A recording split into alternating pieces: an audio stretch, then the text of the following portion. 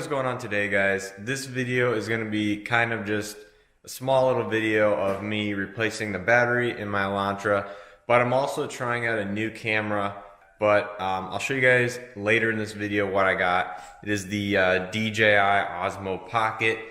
It can shoot 4K up to 60 frames per second. It's a little gimbal camera, so it should be pretty steady right now, and yeah, I'm pretty excited to try it out. But yeah, I'm replacing the battery on my car just because I had some credit at the dealer to use up, and I really didn't have anything else to get, so I just figured a battery would be good, since the battery, I believe, is original to this car, which is like over 6 years old now, so I figured it'd be a safe bet to replace the battery in the car. Let's go ahead and get that installed in the car, and I think I'm also going to be taking out the underglow kit wiring as well, since that is on the battery at the moment. But yeah, I'm going to be taking out the underglow kit wiring as well, since that's mounted to the battery, and just gets all this clutter out of the way.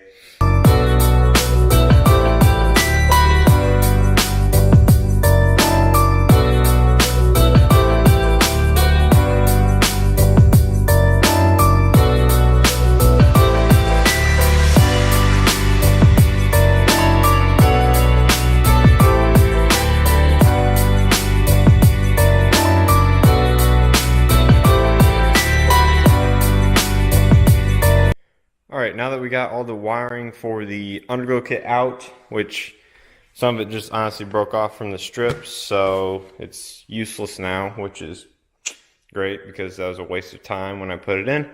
But anyways, let's go ahead and get this battery out. I'm going to try to see if I can wiggle it out from underneath this brace, but I honestly don't think I am, so I'll probably just undo this bolt right here, tilt it up a little bit, and then disconnect everything and pull it right out.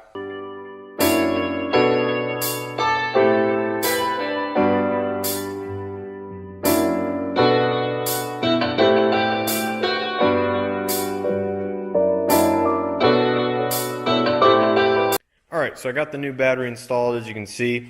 Man, this one is so much nicer because it has a simple handle on the battery.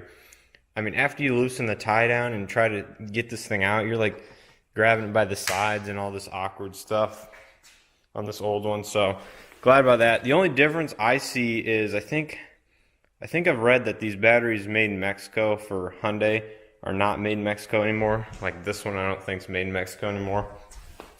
And the cold cranking amps on this one is 600 versus the new one 650.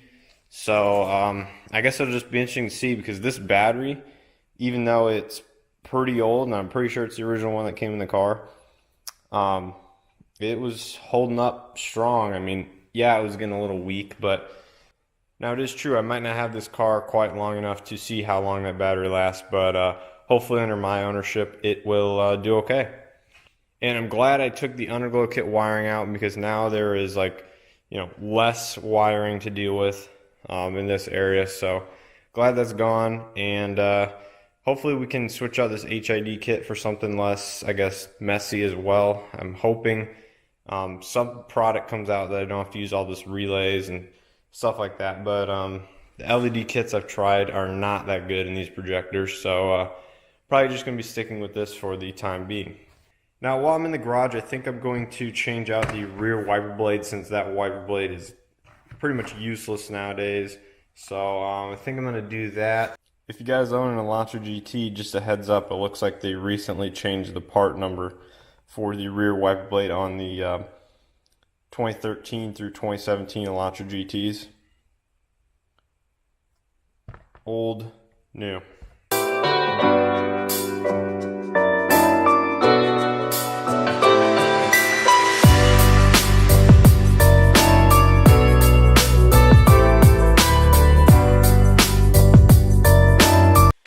So at the beginning of this video, I told you guys I got a new camera, and I'm back on the Sony RX100 Mark II that I normally film on. But here's the camera I got a few weeks ago. It is the DJI Osmo Pocket. As you can see, it's incredibly small, has a 3-axis gimbal on top.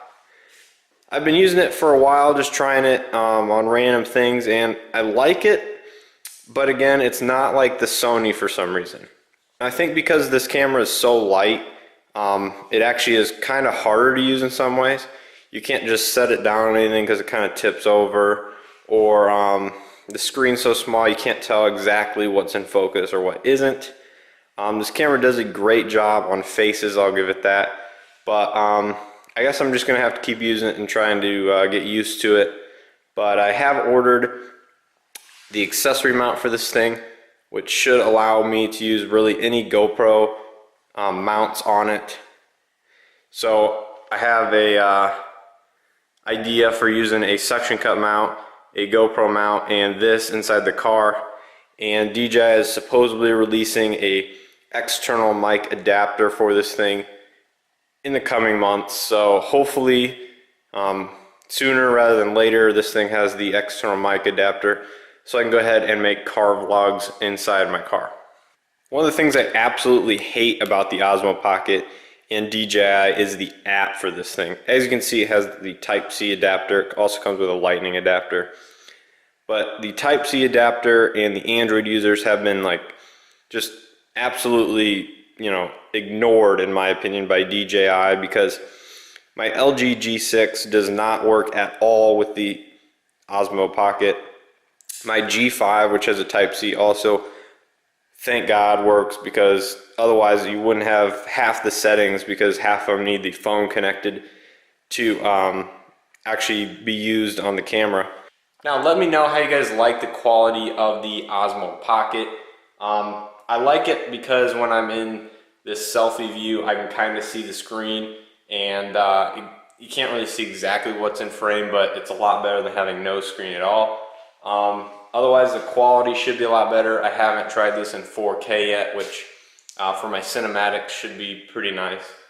But again, we'll just have to wait and see until summer when I can really get out and use this thing at some car events and stuff like that, and see exactly how I like it. Alright, so now I'm back on the Osmo Pocket. Let's go ahead and load up the battery because I have to return it to the dealer for the core charge. And I also have a couple of packages in the car I need to drop off that I sold online. So let's go ahead and do that. So here's the moment of truth. Let's see how well the car starts up on the new battery.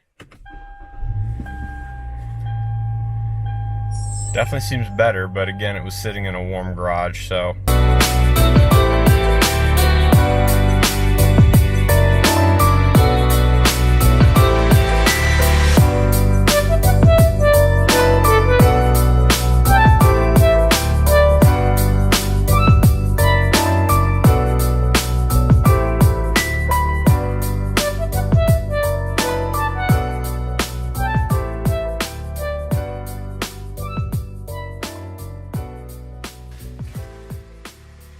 So, I hope you guys enjoyed the video and I didn't bore you too much.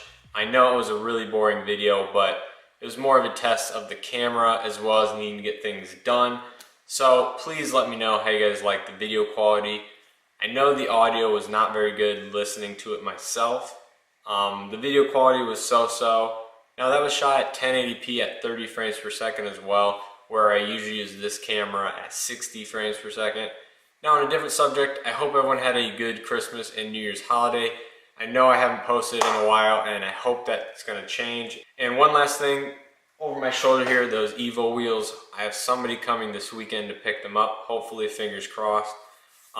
If they take them, that'll definitely give me money for not only autocross tires for my NK wheels, but also getting some new wheels to replace those for summer. I'm kind of debating on what I want to do just yet. I have a couple of wheels over in Japan I'm definitely eyeing and thinking about getting. So with all that being said, I know that was a lot of information, but I hope you guys enjoyed this video. Once again, let me know how you guys like the camera quality, and as always, I'll see you guys in the next video.